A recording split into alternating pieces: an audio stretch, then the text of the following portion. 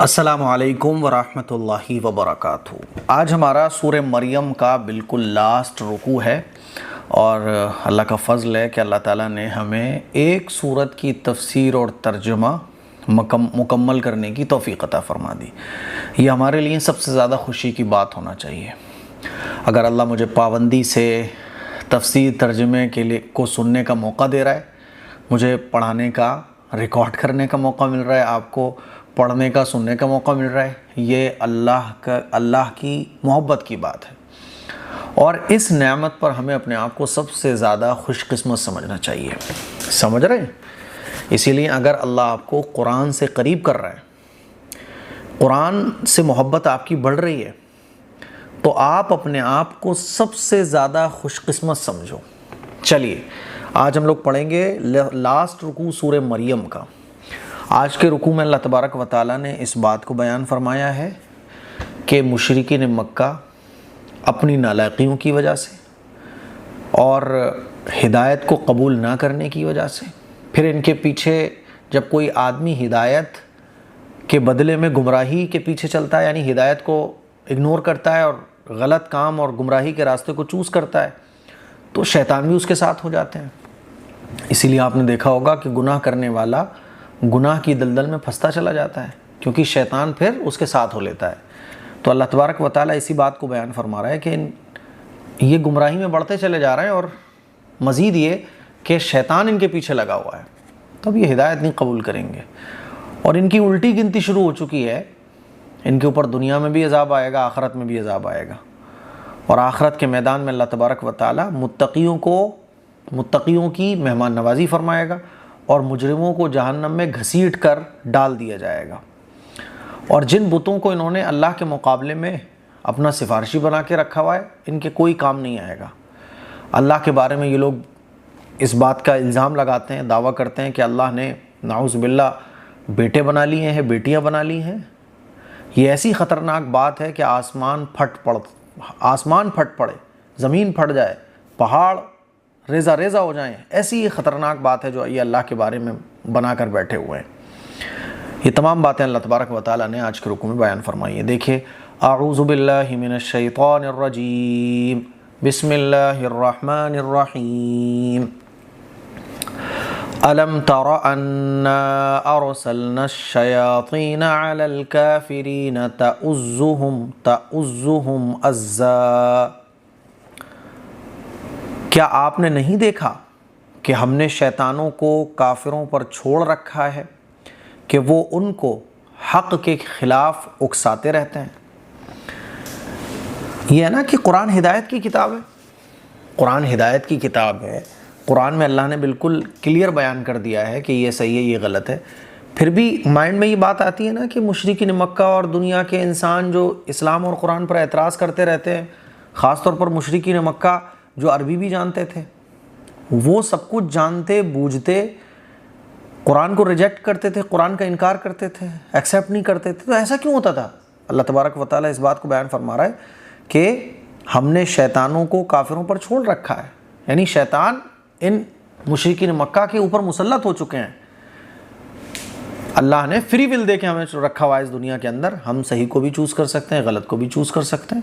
مشرکین مکہ ضد اور ہٹ درمی کی بنیاد پر سچ کو سچ ماننے کو تیار نہیں، جس کا نتیجہ یہ ہے کہ شیطان ان کو گمراہ ہی کے راستے پہ لے جا رہا ہے، اور شیطان ان کے ساتھ ہو لیا ہے۔ اب ان کی گمراہی بڑھتی چلی جا رہی ہے۔ اسی بات کو اللہ تبارک و تعالیٰ بیان فرما رہا ہے، الم ترا، کیا آپ کو یہ بات معلوم نہیں ہے، کہ آپ نے دیکھا نہیں، انا کہ ہم نے ارسلنا چھوڑ دیا ہے شیاطین کو علی الکافرین کافروں پر، تعزهم کہ وہ ان کو اکساتے رہتے ہیں، عزا خوب اکساتے ہیں، یعنی گمراہی کی دلدل میں دھساتے جا رہے ہیں شیطان ان کو۔ فلا تعجل علیہم انما نعد لهم عدا، لہٰذا آپ ان کے بارے میں جلدی نہ کریں، ہم تو ان کی گنتی پوری کر رہے ہیں۔ اب جب یہ اسلام کو قبول نہیں کریں گے، حق کو قبول نہیں کریں گے، تو پھر ان کے اوپر عذاب کیوں نہیں آ جاتا؟ صحابہ کرام کو ستا رہے ہیں، تو بعض دفعہ یہ خیال صحابہ کرام کے آ جاتا تھا کہ ان کے اوپر عذاب کیوں نہیں آ جاتا پھر؟ تو اللہ تبارک و تعالیٰ فرما رہا ہے کہ ان کے ان کے اوپر عذاب کی جلدی نہ کریں، ایک وقت اللہ تعالیٰ کی طرف سے مقرر ہے، اور یہ جتنا ان کی زندگی ہے یہ اپنے لیے عذاب کو بڑھاتے چلے جا رہے ہیں، مطلب یہ کہ ان کی الٹی گنتی شروع ہو چکی ہے۔ فلا تعجل، تو آپ جلدی نہ کریں علیہم، ان کے بارے میں عذاب کے، انما بے شک نعدو ہم گن رہے ہیں، لہم ان کے لیے، عدا پوری گنتی، یعنی ہم ان کے لیے گن رہے ہیں، یعنی ان کے الٹی گنتی ان کی شروع ہو چکی ہے۔ یہی وجہ ہے پھر بعد میں کیا ہوا، مکہ فتح ہو گیا اور صحابہ اکرام کو فتح حاصل ہوئی اور پوری دنیا پر اسلام کا جھنڈا لہرانے لگا۔ یوم نحشر المتقین الی الرحمن وفدا، اللہ فرما رہا ہے جس دن ہم خدائے رحمان کے سامنے تقوی اختیار کرنے والوں کو مہمانوں کی طرح پیش کریں گے۔ یہ تو اللہ کے جو محبوب اور مقرب بندے ہیں ان کا اعزاز اور اکرام آخرت کے میدان میں یہ ہوگا کہ وہ اللہ کے مہمان ہوں گے، اللہ کے سامنے مہمانوں کی طرح پیش ہوں گے۔ اس دن اس دن نحشر ہم جمع کریں گے متقی لوگوں کو الی الرحمن رحمان کے سامنے، وفدا مہمانوں کی طرح پیش کریں گے۔ وَنَسُوقُ الْمُجْرِمِينَ إِلَى جَهَنَّمَ وِرْدًا، اور گنہگاروں کو پیاسے جانوروں کی طرح دوزخ کی طرف ہانک کر لے جائیں گے۔ اور مجرموں کا حل کیا ہوگا، وَنَسُوقُ، اور ہم ہانک کر لے جائیں گے مجرموں کو إِلَى جَهَنَّم، جہنم کی طرف، کیسے، وِرْدًا، پیاس کی حالت میں۔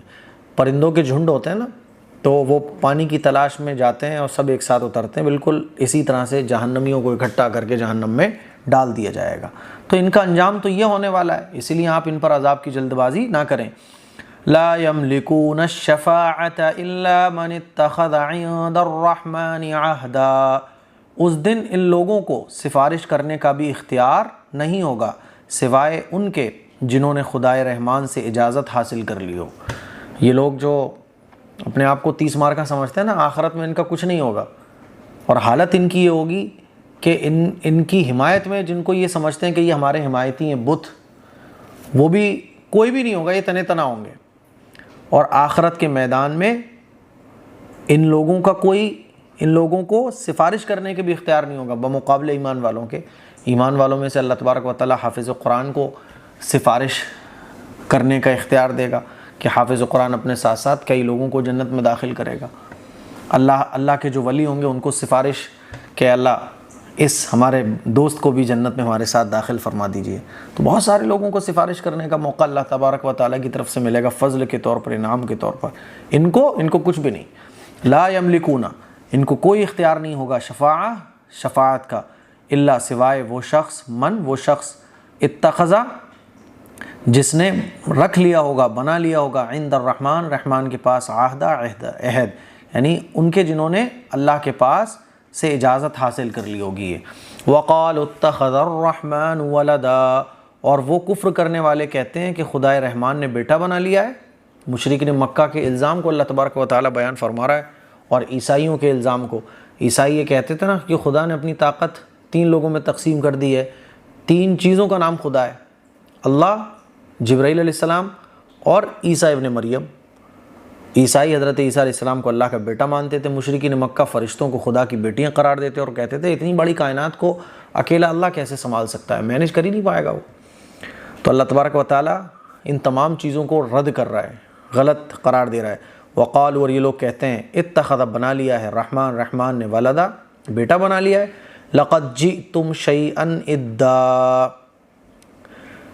اے کفر کرنے والوں، تم نے یہ ایسی بیہودہ بات کہی ہے، تم نے یہ بڑی خطرناک بات کہی ہے، اللہ کے بارے میں بیٹا اور بیٹیاں قرار دینا، یہ بہت خطرناک بات ہے۔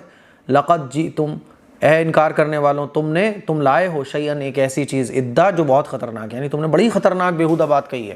اتنی خطرناک بات ہے یہ، تکاد السماوات یتفطرن منہ وتنشق الارض وتخر الجبال ہدا، کہ بعید نہیں کہ اس کی وجہ سے آسمان پھٹ پڑے، زمین شق ہو جائے اور پہاڑ ٹکڑے ٹکڑے ہو کر گر پڑیں۔ ایسی خطرناک بات ہے جس کی وجہ سے آسمان پھٹ پڑ سکتا ہے، زمین پھٹ سکتی ہے اور پہاڑ ٹکڑے ٹکڑے ہو کر گر سکتا ہے، ایسی یہ خطرناک بات ہے۔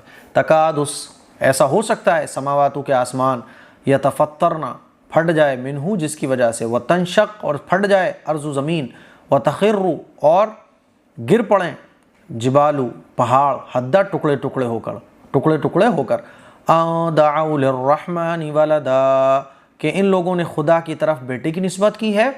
عیسائیوں کا رد کیا جا رہا ہے۔ ان دعوا، کہ ان لوگوں نے دعویٰ کیا ہے للرحمن، رحمان کے لیے، ولدا، بیٹا ہونے کا، یعنی ان لوگوں نے خدا کی طرف بیٹے کی نسبت کی ہے۔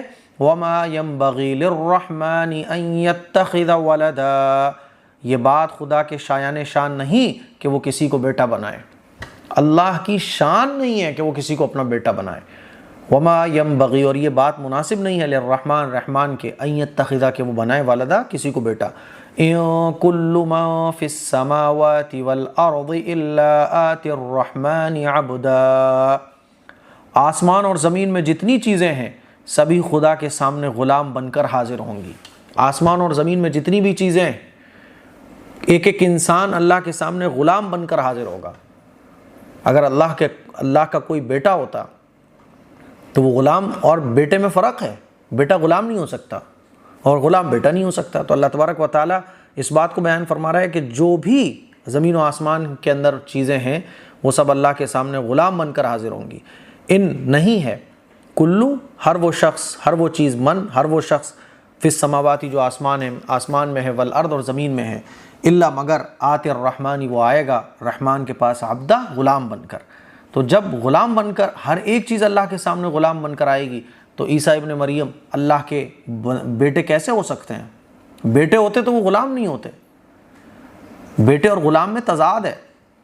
لقد احصاہم وعدہم عدا، اللہ نے ان کو گھیر رکھا اور شمار کر رکھا ہے، یعنی اللہ سب کو جانتا ہے اور سب کو اللہ تعالیٰ اکٹھا کر کے آخرت کے میدان میں لے آئے گا۔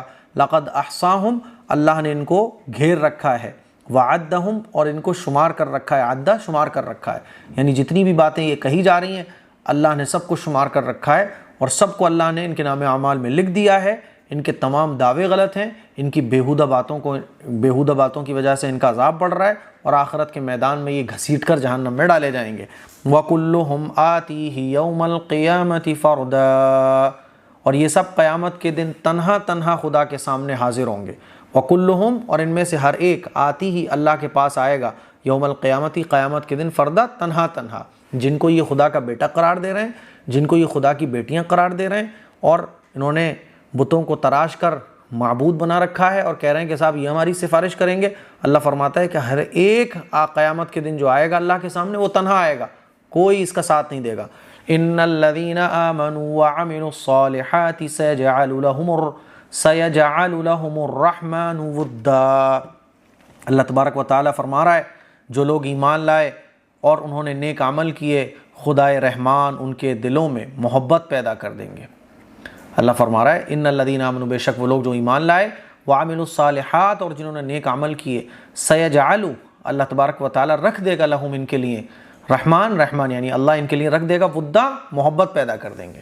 یعنی آج صحابہ اکرام کو مظلوم سمجھا جا رہا ہے، کمزور سمجھا جا رہا ہے، نفرت کی نگاہ سے دیکھا جا رہا ہے۔ تھوڑے وقت کے بعد وہ وقت آئے گا کہ اللہ تبارک و تعالیٰ ان کے دلوں میں محبت پیدا کر دے گا اور دوسرے لوگوں کے دلوں میں ان کی عزت آ جائے گی۔ اور یہی ہوا کہ جب صحابہ اکرام نے ہجرت کی اور پھر دھیرے دھیرے اسلام اور مسلمانوں کو وہ عزت ملی کہ جہاں وہ کھڑے ہو جاتے تھے دنیا ان کے سامنے جھک جاتی تھی۔ اللہ تبارک و تعالیٰ اسی بات کو بیان فرما رہا ہے کہ اگر کبھی مشکل وقت آ جائے تم ایمان والوں کو چاہیے کہ اپنے ایمان پر جمے رہیں، نیک اعمال کریں، نیک ایمان لائیں اور نیک عمل کریں۔ نیک عمل کریں گے تو کیا ہوگا؟ سیجعل لهم الرحمن ودا، کہ اللہ تعالیٰ لوگوں کے دلوں میں ایمان والوں کی محبت ڈال دے گا۔ اسی لیے آج کل جو مشکل حالات ہیں تو ہم کہہ رہے ہیں کہ صاحب ٹوپی اتار دو، اسلامی چیزوں کو چھپا لو۔ نہیں، اسلام پر مضبوطی کے ساتھ عمل کرنا شروع کر دو، اللہ غیروں کے دلوں میں تمہاری محبت ڈال دے گا۔ دیکھیے فَإِنَّمَا يَسَّرْنَاهُ بِلِسَانِكَ لِتُبَشِّرَ بِهِ الْمُتَّقِينَ وَتُنذِرَ بِهِ قَوْمًا لُدًّا، اے رسول اس قرآن کو ہم نے آپ کی زبان میں اتار کر آسان کر دیا ہے تاکہ آپ اس کے ذریعے تقوی اختیار کرنے والوں کو خوشخبری سنا دیں اور اس قوم کو خدا کے عذاب سے ڈرائیں جو بڑی جھگڑالو ہے۔ قرآن مجید کے سب سے پہلے مخاطب کون تھے؟ مشرکین مکہ تھے، کفار تھے، یہودی اور عیسائی۔ مشرکین مکہ تھے نا، کیونکہ مکے کے اندر سب سے پہلے قرآن مجید نازل ہوا، تو اللہ تبارک و تعالیٰ نے قرآن مجید انہی کی زبان میں نازل کیا اور آسان طریقے سے قرآن مجید کی جتنی باتیں آپ دیکھیے پڑھ رہے ہیں سن رہے ہیں تو بہت آسان ہے قرآن مجید کو سمجھنا. تو اللہ تبارک و تعالیٰ یہ بیان فرما رہا ہے کہ قرآن مجید کو ہم نے آپ کی زبان میں اتار کر آسان کر دیا ہے.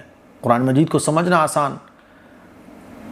اور کیوں آسان کیا؟ تاکہ جو اللہ اور اللہ کے رسول کے طریقے کو ماننے والے ان کو خوشخبری سنائے قرآن، اور اس قوم کو خدا کے عذاب سے ڈرائے جو بہت جھگڑالو ہے، یعنی مشرکین مکہ. آپس میں قبیلوں کی لڑائیاں شروع ہوتی تھیں تو خاندان نسل در نسل وہ لڑائیاں چلتی رہتی تھیں، اتنے یہ جھگڑالو تھے. تو اللہ تبارک و تعالیٰ بیان فرما رہا ہے کہ اس قرآن مجید کو ہم نے تمہاری زبان میں نازل کیا. اور کیوں نازل کیا؟ تاکہ خوشخبری اور عذاب یہ تمام باتیں تمہارے سامنے رکھی جائیں. فَإِنَّمَا بے شک يَسَّرْنَاهُ ہم نے اس کو آسان کر دیا ہے بلسانک آپ کی زبان پر، لِتُبَشِّرَ تاکہ آپ خوشخبری سنائیں بھی اس کے ذریعے متقی لوگوں کو، وَتُنذِرَ بِهِ اور اس کے ذریعے ڈرائیں قوماً ایسی قوم کو لُدَّ جو بہت جھگڑالو ہے.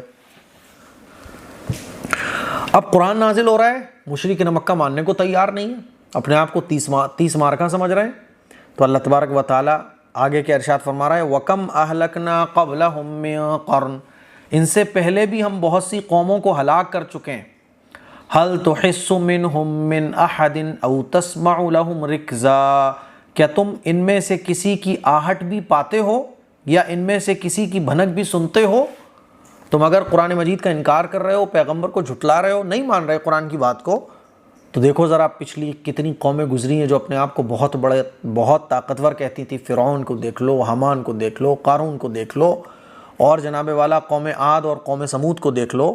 یہ تو راستے میں تم ان کے کھنڈروں کو دیکھتے ہو نا، کیسے پہاڑوں کو تراش کر یہ لوگ گھر بناتے تھے. تو دیکھ لو ان کا آج نام و نشان بھی نہیں ہے. اور ذرا دیکھ لو کہ کوئی ان کی آہٹ بھی تم پاتے ہو، ان کی بھنک بھی تم سنتے ہو.